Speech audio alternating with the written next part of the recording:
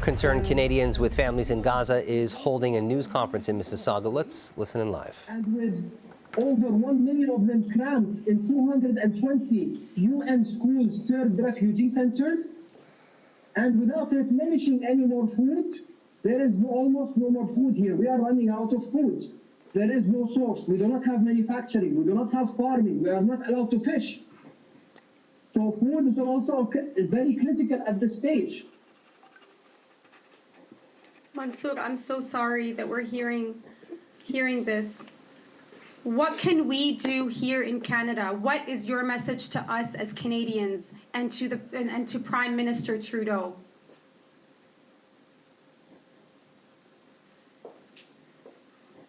I think the Palestinian people and the Canadian Palestinian people are very disappointed by the Trudeau government's stance against the people here in Gaza.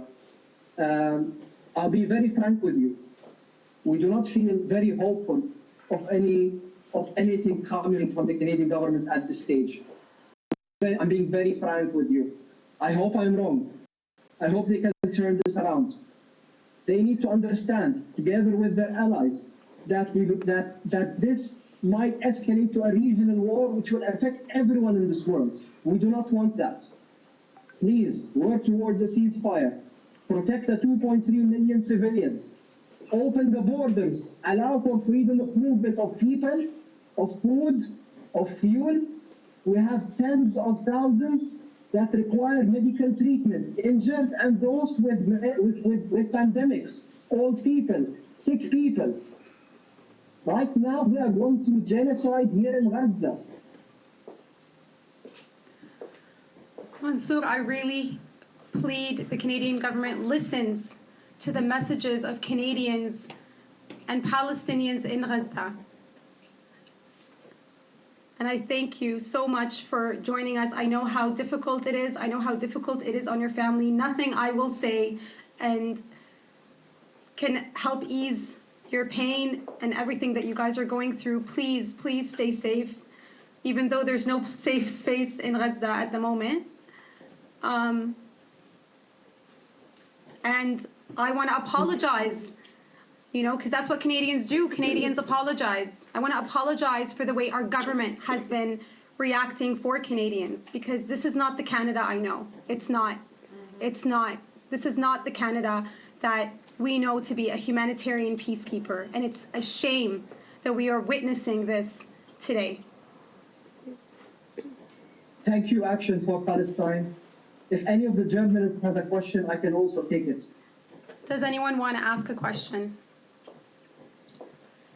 Can we just start with your full name and spelling, actually? No, actually, we won't do full names for safety purposes. We'll just have his first name.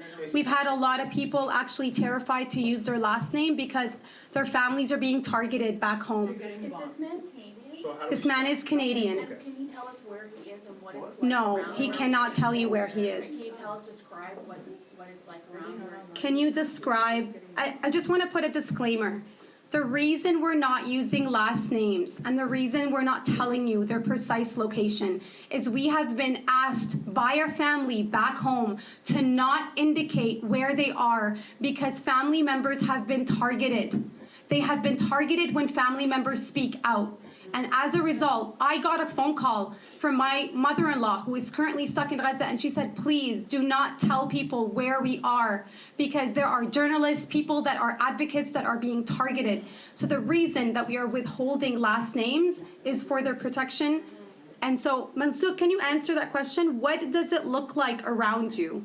You don't have to, please don't tell us where you are. Just tell us how it looks like around where you are.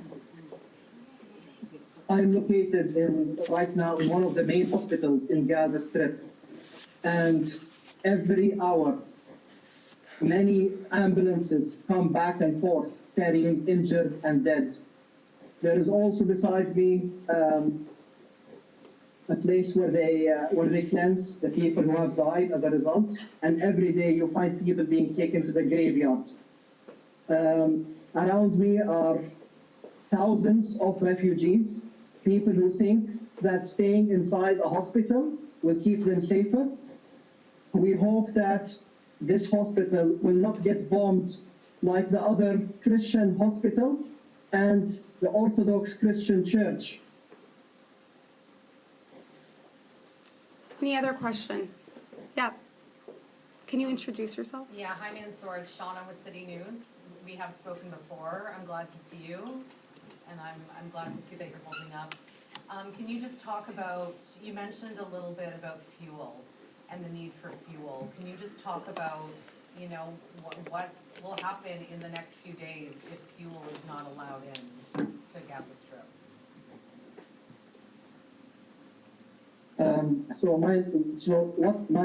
Just to reiterate, your question was, what do I think will happen with regards to the fuel situation if no more fuel gets in? Yes. Is that How correct? desperate is the fuel situation? How desperate is the fuel situation that she's asking? Gaza has no refineries. We rely on pipes directly from Israel after the Oslo agreements took place. And those pipes have been shut off. I'm not aware of the macro situation everywhere in Gaza Strip. However, talking locally to the people where I am here, with different officials at the hospital, the UN center, even the rescue operations center that runs ambulances, fire trucks, and excavators, everyone is saying that we're below critical when it comes to the fuel level.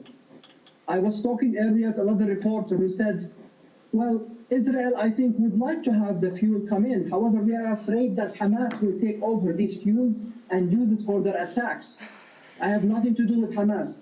But I am sure that Israel, together with anyone and all the other parties, can find a way for the fuel trucks to be run by the UN, by the Red Crescent, by the Red Cross, by a third party, unbiased NGO, in order to ensure it reaches the right people for humanitarian reasons. This is not a credible reason for us not to allow fuel to come in. Thank you, Mansoor. Any other questions? Yeah. Can he talk about if any, my name is Beth, I'm with CTV News. Have there been any communications with Canadian officials? What steps have been taken? When was the last time he heard from anyone on getting out or any possible movements related to evacuation? Can you please repeat the question? Yeah. Thank you. So Beth is with CTV. She's asking, when is the last time you heard from Canadian officials that have talked or spoken to you and your family about evacuating? Any steps taken? And any steps, and what steps have they taken as a result?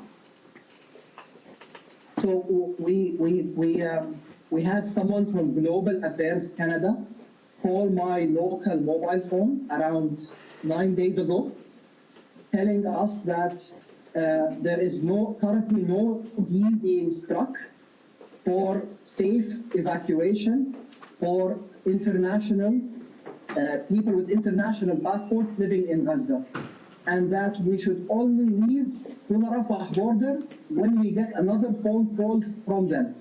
Since then, we didn't hear back. Mansoor, are Canadians able to enter through Israel? Couldn't Canada help Canadians exit through Israel to take those chartered flights that Canada helped a lot of the Canadians in Israel to evacuate? Because Israel controls those borders, so couldn't Canada negotiate with Israel to let Canadians go through those borders? I think that's a good idea. My understanding is that the current border, Ma'abar Bani Salim, with Israel has been bombed to the ground. So I'm not sure from a logistical perspective that's possible, but I think that's a good idea. What about through Rafah? Any other questions? Sir, you can do this question. You seem very strong. I mean, we were talking earlier about the casualties, women and children. You have a family. Just tell us, reiterate, on a day-to-day basis, how hard is it, and just to be strong for your family and just your surroundings? Did you? So he's asking, how are you able to be strong to see all these dead people around you, especially for your children and your family to witness the horrifying images coming in? So most of the people here in Gaza have a very strong Muslim belief. And, We believe in fate. We believe that whatever happens to us, the good or bad, is hopefully for our best. So we have full faith in God that He will make this easier for us in this life or the hereafter. So there is a very strong Islamic belief here. However, to answer your question more on a day-to-day basis, my family and I, which I've been separated from for the last 9 days, since I've been reaching out to the media for safety reasons, are channeling our emotions into action. So my wife channels her, her fear for her kids into taking care of them and taking care of the dozens of other children which are around her.